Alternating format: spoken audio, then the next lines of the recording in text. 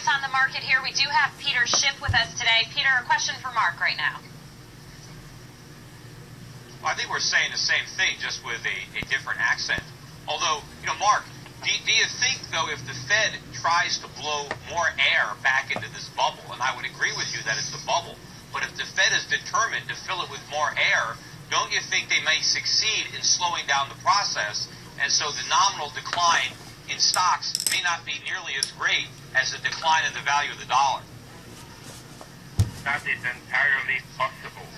If you would increase the asset purchases by the Fed, say you go from asset purchases of nowadays, say, I don't know, 35 or 40 or 50 billion dollars a month, you go to $500 billion a month or $1 trillion a month, then everything will be inflated. But I believe, and this is what I have to say, the only sector that stands out, in my view, as attractive, and I said it at the beginning of the year in a Barron's interview, are the gold and silver mining stocks and platinum and palladium. And whereas the S&P is just up 6% this year, the GDXJ, the junior gold mining I agree with you. The only place there's not a bubble is in gold, and that's the only place that most people on Wall Street think they see one. They're oblivious to the actual bubbles, but they're overlooking the value in gold and gold mining stocks.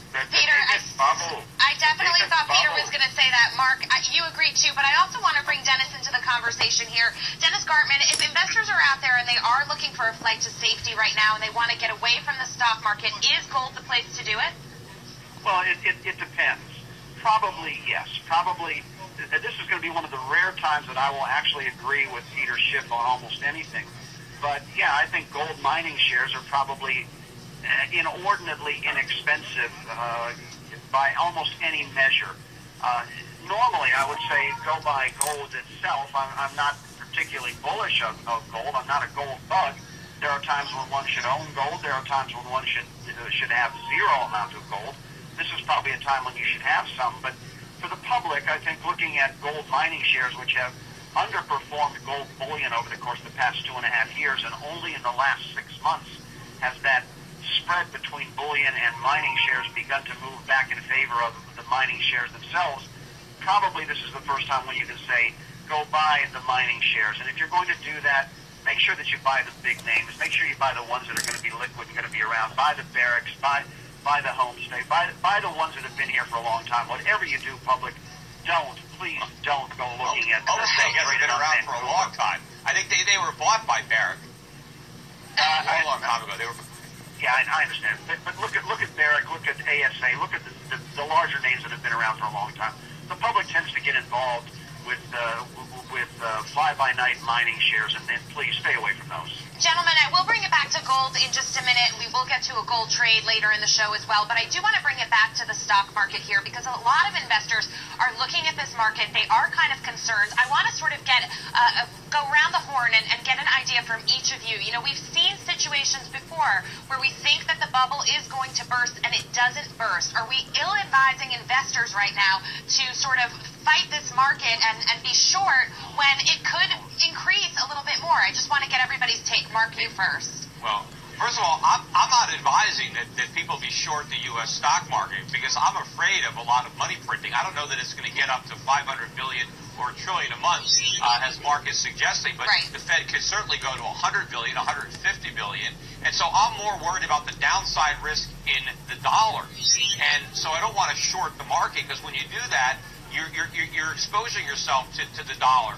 I'd rather be long to things that will go up as a result of all the money that the Fed prints to stop the stock market from imploding or to stop the real estate market and from Peter, going down. I mean, so you have made the point. I'd rather own certain foreign stocks than be short the U.S. stock market. Right, and you've made the point several times on this show and elsewhere as well that you are a gold lover. But Mark, I want to go back to your thesis because you are calling for a market correction of 30%, a true bear market. Obviously a very bold call. You've made that call before. You have been wrong. So I ask you this. I didn't say 30% before. I said the correction of 10 to 20%. Okay, so this is the first time you're saying 30%. But, you know, really for investors who are out there, they've watched this market market go higher and higher every day. I've watched it myself. Every time we introduce the show, we say record highs on the S&P 500. We can't believe that we're saying it again. Are we ill-advising people to not really ride the momentum wave here? Well, the point is the indices have gone up, but I would challenge you.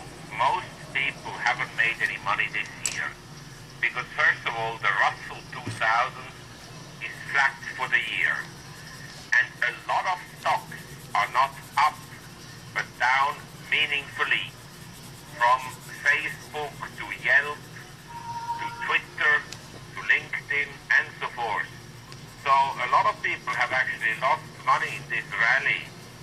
The indices have been driven by very few stocks. If you look at the 12-month new highs, it's a very limited number. That's true, but I think most people out there, especially with volumes being this low, we can assume that you really don't have that many retail investors in the market. Certainly, maybe not like you once did, but you have to assume that funds are diversified when they're buying. Yes. And that's because they're spending all their money at the supermarket. The retail investors, they've been killed after March 2000, and then the Fed killed them a second time after October 2007. So I would say the Fed has done a great job at eliminating wealth from ordinary people. And you asked me about bubbles, and I want to return to this subject. The biggest bubble is in the ego of the academic knowledge of Fed governors. I've never seen a group of people as ignorant about real life, but talking in academic terms nobody understands, and wobbling around as the Fed members. All right, so if you're worried about that, Mark Faber, are you willing to go out on a limb here and tell me that you're the most bearish that you've ever been? No, because I'm aware that, as Peter Schiff said, they print and print and print. But that's why, in this environment, I always advocate you hold about 25% of your assets in cash and bonds. By the way, this year, long-term U.S. government bonds have outperformed the stock market. You hold some in stocks, and you hold some in gold, and some in real estate. But the shares I hold are in emerging economies. And by the way, this year, Vietnam, Thailand, Philippines, Indonesia, India are up between 15 and 25%. All right, Mark Faber. The U.S. market is the laggard so far in 2014. 2013 is probably the last year the U.S. stock market is going to outperform emerging markets or other developed markets in other countries. But I would disagree with Mark. I see no reason to hold any U.S. treasuries. Yeah, you might squeeze out a little bit more in the rally, but it's certainly not worth the downside risk, especially since all they amount to are IOU dollars. And if the government's going to print a lot of money and repay its debts with near worthless money, why go down with that ship? I'd much rather own foreign stocks or the precious metals and don't lend any money to the U.S. government, because either they're not going to pay you back or they're going to pay you back with money that buys very little. Yes, Peter, I agree with you. I think eventually sovereign debt will be pretty much worthless. But I have to have a diversified portfolio for me and my clients. And so I hold some US dollars, and I really can't see how the euro would strengthen a lot against the US dollar. It may strengthen somewhat, but not a lot. Because if the euro strengthens meaningfully, they're going to print as well in Europe, the same in Japan and so forth. So for that reason, I hold gold. All right, Mark, we are going to have to leave it there. On that note, I agree with you. We all do. But there are other we know you two agree on that one point, for sure. Debt, you can look at other countries that are better credit risk than the U.S. government. Who's a better credit risk than the U.S. government? Please, come now. Just about anybody. Gentlemen, I want to move the conversation along. Mark, thank you so much for calling in, but I do want to get to... Thank you. I do want to get to a trade here. Jim Uriel, come into this conversation. You heard what Mark had to say. Dennis is piping in. Of course, Peter has his view. What is a trader doing right now with the S&P 500?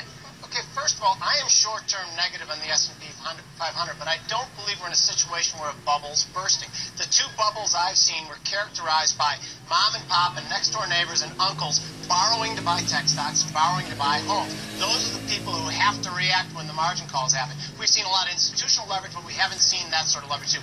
That being said, and with all due respect, I am somewhat negative on the market just because we've come so far so fast. So I am short-term negative. I think we have a bit of a correction. I've said this before. Sometimes it pans out. Most of the time it doesn't. I want to be a seller at 1959 SEP S&Ps with a target of 1943 on the downside. If it trades 1969, that's where I'd wash myself out. All right, let's go ahead and bottom line. Just because Main Street hasn't joined Wall Street's party doesn't mean it's not a bubble. I've been calling this the bubble for the 1%. You're right. The average investor is too broke. He's spending all of his money at the supermarket. He's got nothing left over for the stock market. But we do have a bubble among speculators. Private equity, hedge funds, they are loaded up on property, and they're loaded up on overpriced stocks. This is a bubble. Everybody doesn't have to participate to make it so. Yes, and here's my point is that those people react differently when the time comes to sell it, and the popping of the bubble won't be as violent if it's institutional investors with deep pockets. I disagree. These guys are going to cut and run. I mean, they're not going to ride this thing down, and I think especially in the housing market, individuals had mortgages, but the hedge funds, the private equity guys, they don't have mortgages. They don't need permission of the bank to do a short sell. They can just dump their properties on the market, and they will.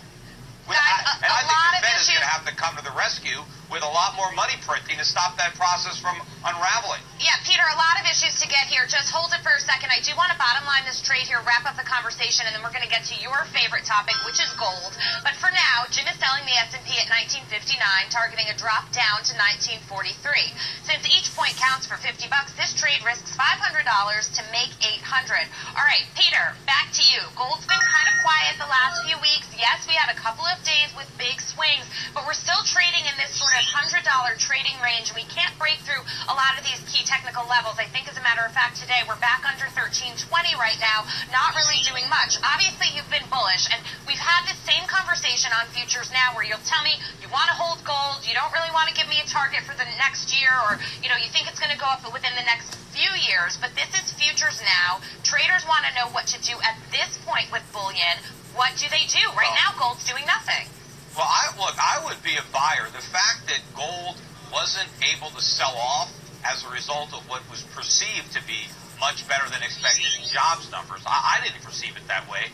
I look at it as a transition from a full-time economy to a part-time economy, but most people on Wall Street were very impressed by those numbers, yet the price of gold did not surrender any of the gains that it had in the previous week. So to me, we're consolidating those gains. We are putting in a very formidable bottom in gold, and you still have all the naysayers, the Goldman Sachs, the Societe Generale, all these guys that were so negative, calling for 1,100, 1,000. They're digging in their heels. They're just as bearish as they were at the beginning of the year, despite the fact that they've been wrong for 6 months. So you have a lot of negativity, but I think the technical picture is improving rapidly for gold. And when I think we get the GDP numbers that come out for the second quarter, and a lot of people are going to be disappointed by how low that number is, that might be a very big catalyst for a much more disappointed by the first quarter GDP. But in the meantime, I think the downside is limited by all the shorts. People were disappointed by the first quarter GDP number as well, and we still didn't see gold bounce that much. What is to say that these numbers are really going to start to impact the trade? And of course, the weather had played a small part in that minus 3%, but it's an excuse that people believed in. But it's taking a long time to shake all this negativity. Look, I have a gold company, too, and in addition to my brokerage firm, I do have a precious metals company, and our business is off. In the first 6 months of this year, it's about 20% below where it was last year, and I think industry is down more like 40%. So even people that should be buying gold are too afraid to do it because of all the negative publicity that's out there. One of the negative voices out there has been Dennis Gartman. I want you to chime in here because, especially in dollar terms, you have not been bullish on gold. So what do you say to Peter? Well, I've been bullish on gold in the currencies that I think are going to do the worst. I've been bullish on gold in yen, and quite honestly, that's been a far better trade than being bullish of gold in dollar terms.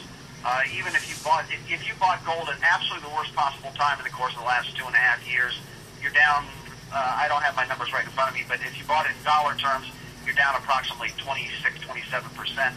If you bought it in yen terms at exactly the worst possible time, you're down about 2%. Now, as I like to say, I didn't go to Harvard, I didn't go to Yale, I just went to North Carolina State.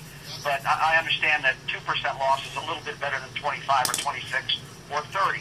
And I look at Peter's talking about the fact that the United States is going to continue to destroy the U.S. dollar. If the Fed continues to expand on reserves, which it said it's not going to do, I take them at face value right now. They may lie. I doubt it. But we've also had the ECB come out and tell us last week that it will, in fact, be expanding reserves. I think you're better off being long of gold in euro terms than you are being long of gold in dollar terms for the long foreseeable future, because gold in euros is in fact breaking out on the upside. I would disagree. You know, I think the dollar has a further to go down relative to the euro. As bad as things are in euro land, they're worse in the United States. And I think, you know, we are going to push the envelope much farther